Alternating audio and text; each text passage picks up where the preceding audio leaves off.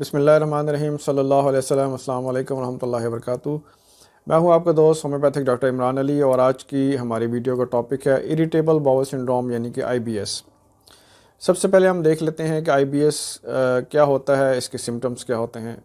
IBS کو عموماً اسپیسٹک Cologne بھی کہا جاتا ہے، نروس کولون بھی کہا جاتا ہے، اریٹیبل کولون بھی اس کا ایک اور نام ہے۔ یہ کنڈیشن بیسیکلی ہماری کولون اور باول یعنی کہ بڑی آنت کا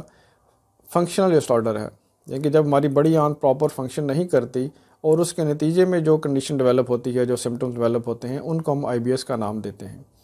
ہماری بڑی آنت کا جو پراپر فنکشن ہے وہ خوراک کو آہستہ آہستہ بڑی آنت میں موو کرانا،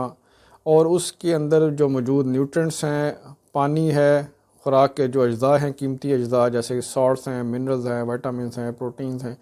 اس طرح کی جو چیزیں ہیں جو ہماری جسم کے لیے ضروری ہوتی ہیں، وہ بڑی آنت وہاں سے ابزارب کرتی ہے، ہمارے خون میں شامل کرتی ہے، اور اس کے بعد ہمارے پورے جسم کو وہ انرجی اور فوڈ سپلائی ہوتی ہے۔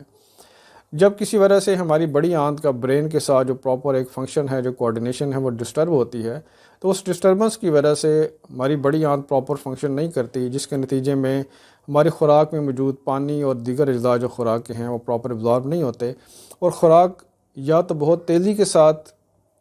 بڑی آنت سے موو کر کے ہمارے ریکٹم تک پہنچ جاتی ہے، یا بہت زیادہ سلونس کا شکار ہو جاتی ہے۔ اگر ہماری خوراک بہت تیزی سے موو کرنا شروع کر دیتی ہے، ہماری بڑی آنت کی موومنٹ بہت زیادہ تیز ہو جاتی ہے، تو اس صورت میں دیکھا گیا ہے کہ مریضوں کو جن سمٹمز کا ان کو شکار وہ ہوتے ہیں، اس میں بار بار سٹول کا آنا، بہت زیادہ مقدار میں پانی والا سٹول، واٹری سٹول کا پاس ہونا، اور اپنے سٹول کے اوپر کنٹرول نہ ہونا، ارجنسی ہونا، جیسے ان کو سٹول کی حاجت ہوئی فوراً ان کو واش روم کی طرف رش کرنا پڑتا ہے، بھاگنا پڑتا ہے، ان کو کنٹرول اس کے اوپر بہت زیادہ کم ہو جاتا ہے، اور ان کے پیٹ میں مروڑ اٹھنا، گیس کا ہونا، پیٹ میں درد ہونا، اور سٹول کے اندر میوکس کا پایا جانا بھی ان علامات میں شامل ہے۔ بعض مریضوں کو IBS کے اندر بہت زیادہ کنسٹیپیشن کا وہ شکار ہوتے ہیں، اس کو IBS-C بھی کہا جاتا ہے، یعنی کہ IBS کنسٹیپیشن، جس میں مریض کو 3 دن، 4 دن، 5 دن کنسٹیپیشن کا شکار ہوتا ہے، اس کو سٹول کی حاجت ہی نہیں ہوتی، یا سٹول پاس نہیں ہوتا، سٹول بہت زیادہ ہارڈ ہوتا ہے، بہت زیادہ لمپی ہوتا ہے، پینفل ہوتا ہے۔ اور جو نارمل دوسرے جو مریض ہوتے ہیں ان میں IBS-D ان کو کہا جاتا ہے، IBS ڈائریا، یعنی کہ ڈائریا والی کنڈیشن جسے میں نے پہلے بتایا، واٹری سٹول کا آنا، بار بار آنا، کنٹرول نہ ہونا، اس میں میوکس کا ہونا، پینفل ہونا، کریمپس ہونا، یہ سارے اس کے اندر موجود ہوتے ہیں۔ جو تیسری ایک ٹائپ ہے، اس میں بعض مریضوں کو IBS-M یعنی کہ IBS مکسڈ بھی کہا جاتا ہے، یعنی کہ اس میں مریض کو کسی دن کانسٹیپیشن کا شکار ہو جائے گا، 1-2 دن کے بعد اس کو ڈائریا کی شکایت ہو جائے گی، اور یہ سٹیٹ آپس میں آلٹرنیٹ کرتی جاتی ہیں، یعنی کہ اس کی جو بڑی آنت ہے وہ اریٹیٹ ہو چکی ہے اور نروس ہو چکی ہے، اس کو سمجھ نہیں آ رہی کہ اس نے پراپر فنکشن کیا کرنا ہے۔ کبھی اس کی موومنٹ بہت زیادہ تیز ہو جائے گی، کبھی اس کی موومنٹ بہت زیادہ سلو ہو جائے گی، کبھی اس کی موومنٹ نارمل ہو جائے گی، تو اس کنڈیشن کو ہم IBS کہتے ہیں۔ اور IBS کا مریض اس ٹائم ہم اس کو ڈکلیئر کریں گے جب اس کو یہ کنڈیشن کم از کم 6 مہینے یا اس سے زیادہ کا اگر وہ ان علامات کا شکار ہے، تو اس مریض کو ہم IBS کا مریض کہیں گے۔ اور اس میں جو دوسری بہت زیادہ اہم بات ہے وہ یہ ہے کہ ہم نے IBS کا پیشنٹ، اس کو IBS کا پیشنٹ ڈکلیئر کرنے سے پہلے اس چیز کو رول آؤٹ کرنا ہوتا ہے کہ اس کے ڈائجسٹو ٹریک میں یا اس کی بڑی آنت میں کسی قسم کا انفیکشن نہ ہو، کسی قسم کا بیکٹیریا نہ ہو، کسی قسم کی ڈیزیز نہ ہو، کوئی کینسر نہ ہو، کوئی پولپس نہ ہو، اور کسی قسم کی گروتھ نہ ہو۔ اگر کسی قسم کی تمام اس کے ٹیسٹ نارمل آتے ہیں، اس کے آپ اینڈوسکوپی کی جاتی ہے، ایکس رے کی جاتا ہے، CT اسکین کیا جاتا ہے، سٹول ٹیسٹ کیا جاتا ہے، اور بہت سارے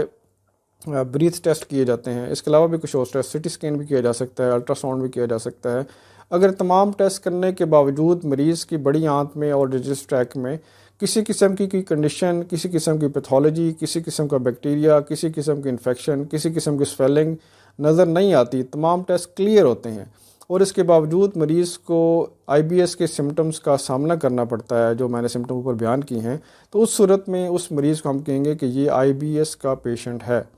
اگر مریض کو کسی قسم کا انفیکشن ڈائگنوز ہو گیا ہے، کسی قسم کا ایچ پیلوری بیکٹیریا مثال کے طور پہ اس کو سٹول میں آنا شروع ہو گیا ہے،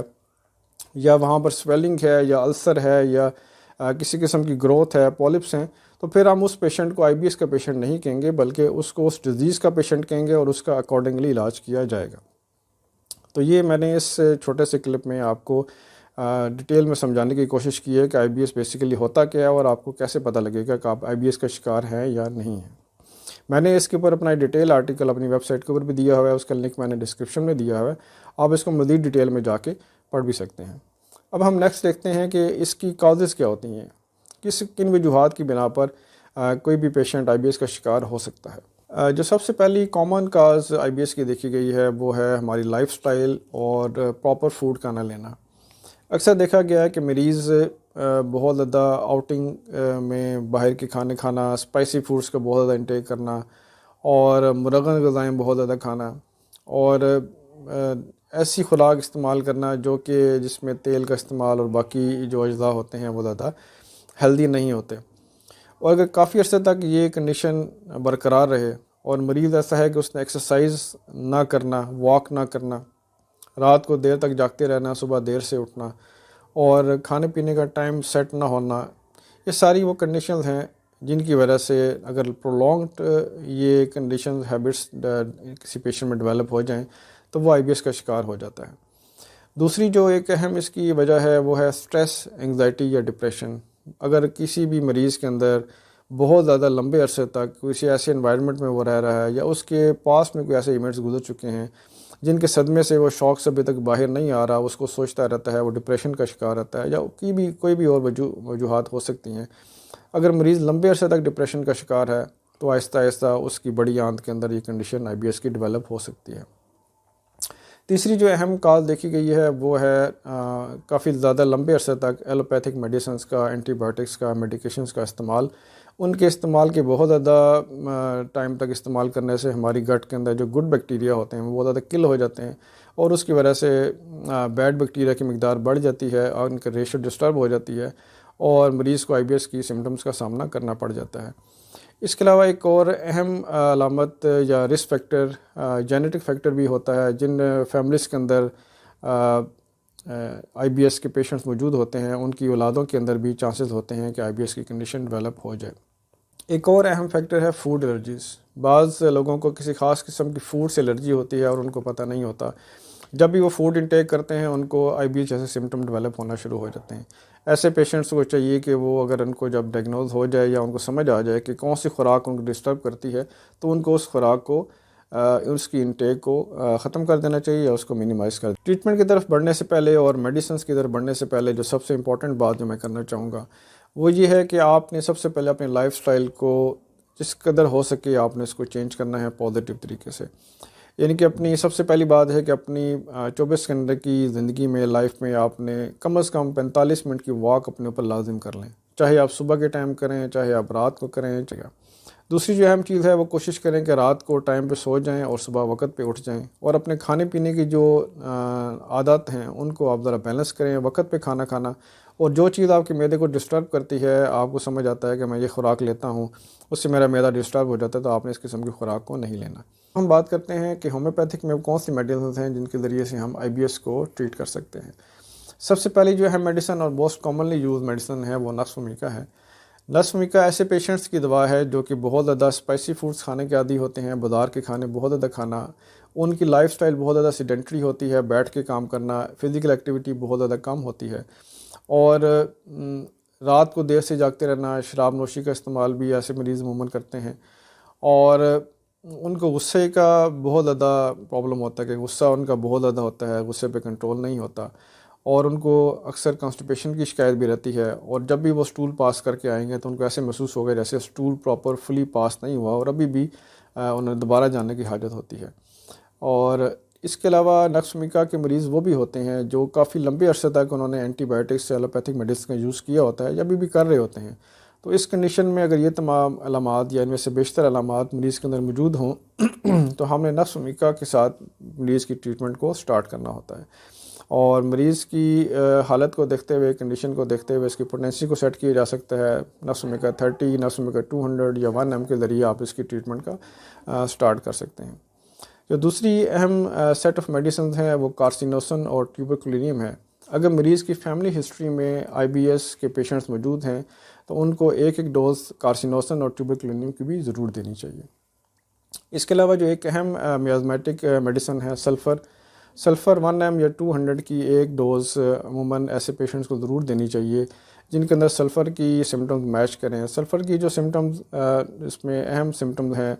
وہ مارننگ ڈائریا، جیسے ہی مریض بستر سے اٹھے گا صبح سویرے اس کو فوراً واش روم جانے کی، رش کرنے کی اس کو حاجت ہوگی۔ مریض کے ہاتھ پاؤں میں جلن ہوتی ہے، ہاتھ پاؤں اس کے گرم ہوتے ہیں، اس کو میٹھا کھانے کی خواہش ہوتی ہے۔ ایسا مریض اپنی صفائی ستھرائی کے بہت زیادہ خیال نہیں رکھتا، نہانے سے وہ ڈرتا ہے، بہت کم نہائے گا، اگر نہا بھی لے تو اس کے نہانے کے بعد اس کے جسم میں خارش اور مختلف قسم کی کمپلینس کی وہ شکایت کرتا ہے۔ اگر اس قسم کی اس کی کنڈیشن ہے تو آپ نے سلفر کو بھی نہیں بھولنا۔ سلفر 1 ایم یا 200 کی ہفتے یا 15 دن کے بعد ایک ڈوز مریض کو ضرور دینی چاہیے۔ اب ایک اہم فیکٹر جو ہم نے پہلے بھی ڈسکس کیا تھا کہ بہت سے پیشنٹس میں IBS کی کنڈیشن انگزائٹی ڈپریشن کی وجہ سے بھی ڈیولپ ہوتی ہے، تو ایسے مریضوں میں بہت اہم دوا، اگر اس کا کسی جو مریض کو ڈپریشن ہے کسی ریسنٹ ایونٹ کی وجہ سے ہوا ہے تو اس میں اگنیشیا بہت ہماری اہم دوا ہے۔ نیٹرم میور، ایک اگر ہمارا کسی مریض کا غم پرانا ہے اور اس ابھی تک اس غم سے وہ نکل نہیں پا رہا تو نیٹرم میور ایک اہم دوا ہے۔ اور اس کے بعد اگر اس کا غم بہت زیادہ پرانا ہے اور اس کی غم کی وجہ سے اس کی فزیکلی بھی ویکنس شروع ہو گئی ہے تو ایسڈ فاسٹ ہماری ایک بہت اہم میڈیسن ہے جو کہ ہم ایز پر سمٹمز اس کو مریض کو دے سکتے ہیں۔ اب کچھ مریضوں میں سمٹمز ہوتے ہیں جن کو ہم کہتے ہیں اینٹیسپیشن، یعنی کہ یہ ایسے مریض ہوتے ہیں کہ جب بھی انہوں نے کبھی سفر کرنا ہو، کسی میٹنگ میں انہوں نے جانا ہو، کسی سے ملنا ہو، کوئی بھی اہم ایونٹ آنے والا ہو تو یہ مریض ان کو IBS جیسی کنڈیشنز کا سامنا کرنا پڑ جاتا ہے۔ ان کو بار بار سٹول آ جائے گا، اس کے پیٹ میں مروڑ آنا شروع ہو جائیں گے، ان کو ڈائریا کی شکایت ہو جائے گی۔ تو ایسے جو مریض ہوتے ہیں ان کی علاج کے لیے ہماری ہومیوپیتھک میں 2 بہت اہم میڈیسنز ہیں، جیسیمیم اور ارجنٹیکم نائٹریکم۔ جیسیمیم اور ارجنٹیکم نائٹریکم میں دونوں میں اینٹیسپیشن مریض میں پائی جاتی ہے، لیکن دونوں کو ہم آپس میں ڈفرینشیٹ کر سکتے ہیں کہ جو جیسیمیم کا پیشنٹ ہوگا وہ بہت زیادہ ویک ہوتا ہے، وہ کہتا ہے کہ میں ہر ٹائم لیٹا رہا ہوں، اس کا BP لو ہوتا ہے، اس کو لیٹے رہنے کی حاجت ہوتی ہے اور وہ الگ تھلگ ہو کے اندھیرے میں اپنے آپ کو ایک جگہ پہ تنہائی میں لے جاتا ہے۔ جبکہ ارجنٹیکم نائٹریکم کا جو پیشنٹ ہوتا ہے جب اس کے اندر یہ پرابلم آتی ہے، بے چین ہوتا ہے، انگزائٹی کا شکار ہوتا ہے تو وہ ریسٹ لیس ہو جاتا ہے، وہ تیزی سے چلنا شروع کر دے گا، گھر سے باہر نکل جائے گا، تیز سے واک کرنا شروع کر دے گا، اور جتنی اس کی پریشانی بڑھے گی اتنا وہ تیز واک کرنا شروع کر دیتا ہے۔ اس کو میٹھے کی بہت زیادہ خواہش ہوتی ہے اور اس کو ہائٹس کی اونچائیوں کا خوف ہوتا ہے۔ اگر اس قسم کے علامات ہوں تو ہم اس کو مریض کو ارجنٹیکم نائٹریکم دیں گے۔ ارجنٹیکم نائٹریکم کے پیشنٹ میں مریض کی آنتوں میں سویلنگ بھی عموماً دیکھی گئی ہے۔ اگر یہ تمام کنڈیشنز کے ساتھ میچ کریں تو ہم اس کو یہ میڈیسن دیں گے۔ ایک اور اہم میڈیسن اس کا ذکر کرنا بہت ضروری ہے، وہ ہے ایلوز۔ ایلوز ایسے پیشنٹس کی دوا ہوتی ہے جن کو اپنے سٹول کے اوپر کنٹرول نہیں رہتا، جیسے ہی کھانا کھایا فوراً اگر واش روم جانے کی حاجت ہوتی ہے اور ان کو اپنے سٹول پہ کنٹرول نہ ہو، وہ ہر ٹائم ان کا دھیان اپنے ریکٹم کے اوپر رہے کہ کہیں سٹول پاس نہ ہو جائے اور ان کو بار بار واش روم جانے کی حاجت ہو، بالکل واٹری سٹول ہو، واٹری ڈائریا ہو، تو ایسی صورت میں ایلوز بہت اہم دوا ہے۔ ایک اور اہم دوا ایلومینا ایسے پیشنٹس کی دوا ہے جن کو بہت زیادہ سویئر قسم کی کانسٹیپیشن ہے، 3 4 5 دن ان کو پہانا نہ تو حاجت ہوتی ہے نہ سٹول پاس ہوتا ہے، تو ایسی صورت میں آپ نے ایلومینا 30 کی فریکوینٹ ڈوزز کو آپ نے رپیٹ کرنا ہے۔ یہ تھی کچھ اہم میڈیسن جو کہ عموماً ہومیوپیتھی کے اندر ہم مریضوں کو IBS کے پیشنٹس کو پرسکرائب کرتے ہیں، ان کو دیتے ہیں، لیکن یہ بات یاد رکھیں کہ یہ ساری میڈیسن نہیں ہیں۔ جب بھی پیشنٹ ڈاکٹر کے سامنے آتا ہے تو ڈاکٹر مریض کی تمام علامات کو، اس کی ذہنی علامات کو، اس کی جسمانی علامات کو نوٹ کرتا ہے، دیکھتا ہے، اور جو اس کے ساتھ بیسٹ میڈیسن میچ کرتی ہے مریض کو وہ میڈیسن دی جاتی ہے، تو مریض کو شفا ہونے کے بہت زیادہ چانسز ہوتے ہیں۔ اس لیے میری آپ سے یہ ریکویسٹ ہے کہ آپ اپنے قریبی ڈاکٹر سے رجوع کریں، اپنی علامات کو ڈسکس کریں اور جس طریقے سے وہ آپ کو ہدایات دیں اور میڈیسن دیں آپ اس کو یوز کریں، انشاءاللہ اللہ تعالیٰ آپ کو شفا دے گا۔ السلام علیکم ورحمۃ اللہ وبرکاتہ۔